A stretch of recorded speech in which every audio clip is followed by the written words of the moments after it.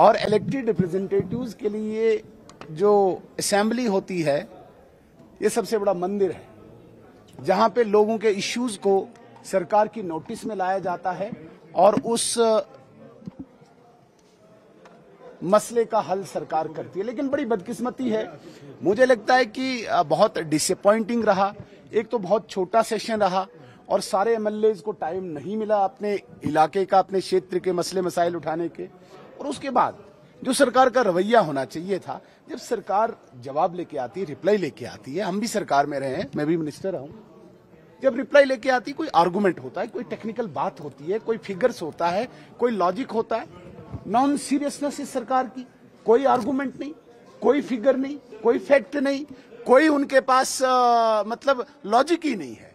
तो इससे बड़ा मुझे लगता है कि मजाक लोगों के साथ कुछ और हो नहीं सकता है।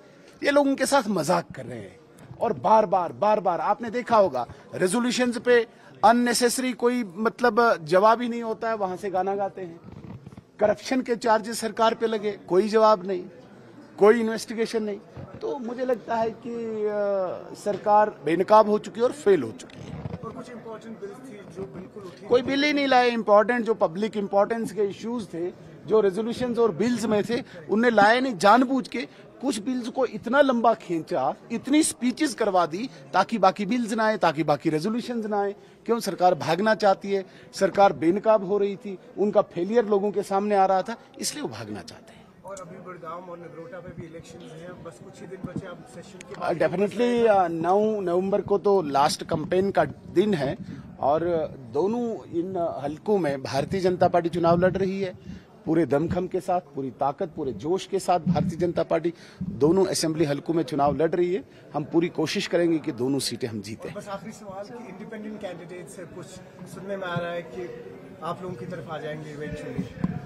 ये कैंडिडेट इधर बडगाम के नहीं, इंडिपेंडेंट कैंडिडेट्स जो हैं, अच्छा लेजिस्लेटर्स आएंगे तो हमारे दरवाजे खुले हैं, पलकें बिछा के हम बैठे हैं, इंतजार में हैं।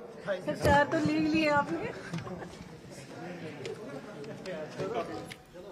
तो आप सुन रहे थे leader of opposition Sunil Sharma को, जिन्होंने सत्र के बहुत छोटे होने पर डिसअपॉइंटमेंट जताई और साथ साथ उन्होंने कहा कि जो मुद्दे उठाए जाने थे उन पर चर्चा का समय ही नहीं दिया गया और जो वास्तविकता के धरातल पर जनता से जुड़े मुद्दे थे उन पर बातचीत नहीं की गई।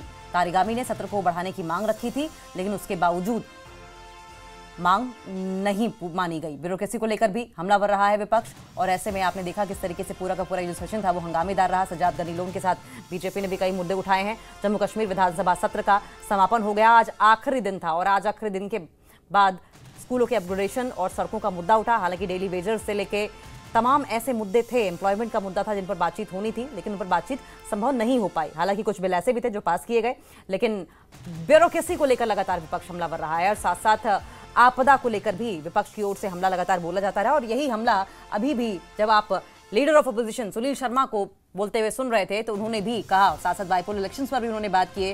उन्होंने कहा कि बाईपोल इलेक्शंस को लेकर उनका दावा यह है कि हम बहुत मजबूती के साथ लड़ रहे हैं और जीत हमारी होगी, यानी कि दोनों ही सीटों पर, बडगाम हो नगरोटा हो, उस पर बीजेपी की जीत होगी, ऐसा दावा करते हुए सुनील शर्मा नजर आए हैं। हालांकि डिसअपॉइंटमेंट जाहिर है कि उन्होंने सेशन की जो प्रोसीडिंग्स रही हैं उसके तरीके पर जरूर उठाई है और कहा है कि जो मुद्दे उठाए जाने चाहिए थे उनको उठाने का वक्त ही नहीं मिला। ब्यूरोक्रेसी को लेकर लगातार विपक्ष हमलावर दिखाई दिया है। स्कूलों के अपग्रेडेशन को लेकर बात हुई है। तारिगामी की ओर से सत्र को बढ़ाने की मांग रखी गई थी। हालांकि आपने देखा था किस तरीके से जब सेशन की शुरुआत हुई थी तो महराज मलिक के लेकर भी, पीएसए को लेकर भी जमकर नारेबाजी हुई थी और इस पर भी बहसबाजी खूब हुई थी। देखा गया था कि बीजेपी और नेशनल कॉन्फ्रेंस साथ साथ पीडीपी के कुछ विधायकों में भी बहसबाजी देखने को मिली थी। जम्मू कश्मीर विधानसभा का सत्र समापन हो चुका है, आज आखिरी दिन है। सूत्रों के अपग्रेडेशन और सड़कों का मुद्दा जोर शोर से उठाया गया।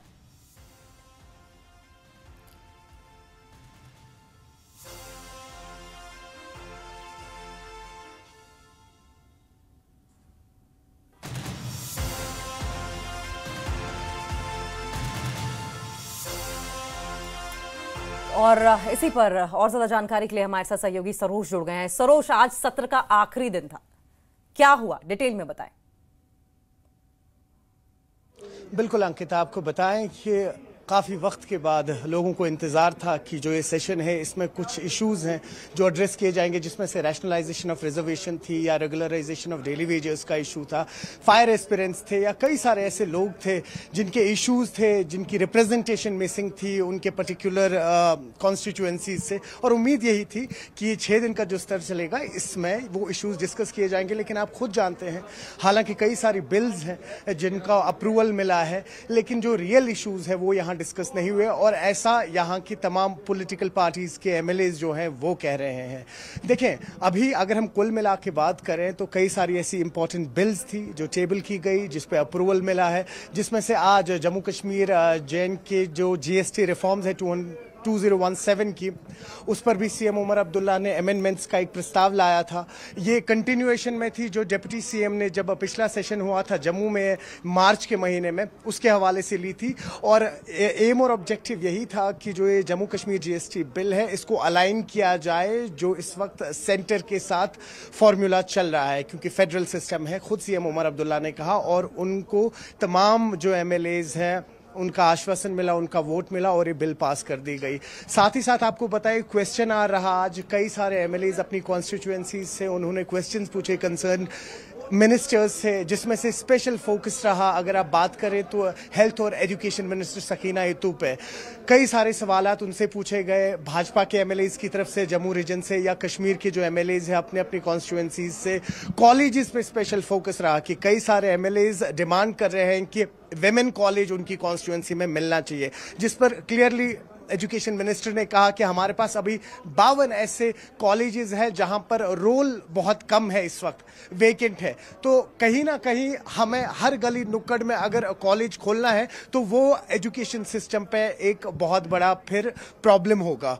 तो कहीं ना कहीं साथ ही साथ वाटर से जो रिलेटेड इश्यूज हैं उन पे भी डिस्कस हुआ। तो जल शक्ति के जो मिनिस्टर जावेद राणा है उन्होंने भी जवाब दिया कि किस तरह से मुख्तलिफ स्कीम्स इस टाइम है जिन पे करोड़ों का खर्चा लग रहा है, काम चल रहा है। तो कुल मिला के देखें, अगर आप सम अप करें, ये जो 5 दिन रहे जिसमें बिजनेसेस डिस्कस हुआ और एक दिन ऑब्ituary का था, लोगों को काफी ज्यादा उम्मीदें थी कि उनके रियल इश्यूज को डिस्कस किया जाएगा, जो कि नहीं हुआ। हाँ, हालांकि कुछ इंपॉर्टेंट बिल्स हैं जो पास हुई हैं लोगों की बहबूदी के लिए, लेकिन अभी भी कई सारे सवाल हैं अंकिता जिनका जवाब देना बाकी है। और उम्मीद यही है जो आने वाला असेंबली सेशन होगा मार्च अप्रैल के महीने में जम्मू में, उसमें पहली बात तो लंबा सेशन चले जो सब लेजिस्लेटर्स का कहना है, और दूसरा कि जो रियल इश्यूज है लोगों के वो डिस्कस। रियल इश्यूज की बात अगर हम कर रहे हैं सरोज, तो आपसे थोड़ी देर पहले हमने leader of opposition Sunil Sharma को भी सुना था। उन्होंने भी बहुत ही डिसअपॉइंटमेंट इस बात को लेकर भी जताया कि सेशन जितना बड़ा होना चाहिए था कंपैरेटिवली उतना छोटा था। और दूसरा जो रियल इश्यूज थे, मुख्यमंत्री उमर अब्दुल्ला की सरकार को रियल इश्यूज से डिस्कशन पर भागने का आरोप उन्होंने लगाया है। ये पॉलिटिक्स पर आपका व्यू और साथ साथ इस पूरे सेशन पर एज अ जर्नलिस्ट आपका एनालिसिस क्या कहता है सरोज? और इतना ही नहीं, देखें, आप देखें पीडीपी के जो एमएलए है वहीद परा, उन्होंने भी अभी एक रेलेवेंट क्वेश्चन पूछा है और बड़ा ही क्रिटिसिज्म किया है इस गवर्नमेंट को। कहा कि क्या बदला है फिर 2019 के बाद एक पॉलिटिकल वैक्यूम थी और उसके बाद यहाँ पे एक पॉपुलर इलेक्टेड गवर्नमेंट आई, इसी उम्मीद के साथ कि जो एलजी एडमिनिस्ट्रेशन की तरफ से किसी भी तरीके की कोताहियां हो रही थी जम्मू कश्मीर के लोगों के हवाले से, वो गैप फिल की जाएगी। लेकिन ऐसा लग रहा है कि नेशनल कॉन्फ्रेंस इस वक्त सेंटर का और एलजी का नरेटिव आगे चला रहे हैं। अब देखिए इस पर किस हिसाब से आगे पॉलिटिकल विवाद होंगे वो तो देखना ही देखना होगा, लेकिन इस बात में कहीं ना कहीं हकीकत भी है कि नेशनल कॉन्फ्रेंस जिनको एक पूर्ण बहुमत मिला था और इतने साल बाद, लगभग 8 साल का जो पॉलिटिकल वैक्यूम था, उसके बाद एक पॉपुलर इलेक्टेड गवर्नमेंट आई थी, लोगों के इश्यूज पे ज्यादा फोकस रहेगा, जो कि नहीं रहा। देखिए कई सारी ऐसी पेंडिंग बिल्स थी, फोकस उसी पे रहा, बजट के हवाले से फोकस रहा। तो कहीं ना कहीं एनसी गवर्नमेंट भी ये जानती है कि जब तक उनके पास सेंटर से पैसा नहीं आएगा इन स्कीम्स के लिए, तब तक कोई भी प्रॉमिस फुलफिल नहीं हो पाएगा। तो इस सारे सेशन में जितनी भी बिल्स लाई गई वो कहीं ना कहीं सेंटर से जुड़ी हुई है, यानी कि सेंटर पे आगे उन्होंने अपनी जिम्मेदारी डाल दी है कि अब आगे सेंटर इसके साथ किस तरह से आगे बढ़ेगा, नहीं बढ़ेगा। लेकिन कुल मिला के अगर बात करें, जैसे यही बात आज कहीं ना कहीं एलजी मनोज सिन्हा के बयानों में भी या कह लीजिए उनके संबोधन में भी रिफ्लेक्ट होता नजर आया था कि ऐसा भी नहीं है कि स्टेटहुड के मुद्दे की वजह से ही सारा काम रुका हुआ है। जो पावर्स आपके पास है उनका तो इस्तेमाल कीजिए। बहुत बहुत शुक्रिया सरोज, आपका आप नजर बनाए रखें, आगे भी इस पर आपसे अपडेट लेते रहेंगे।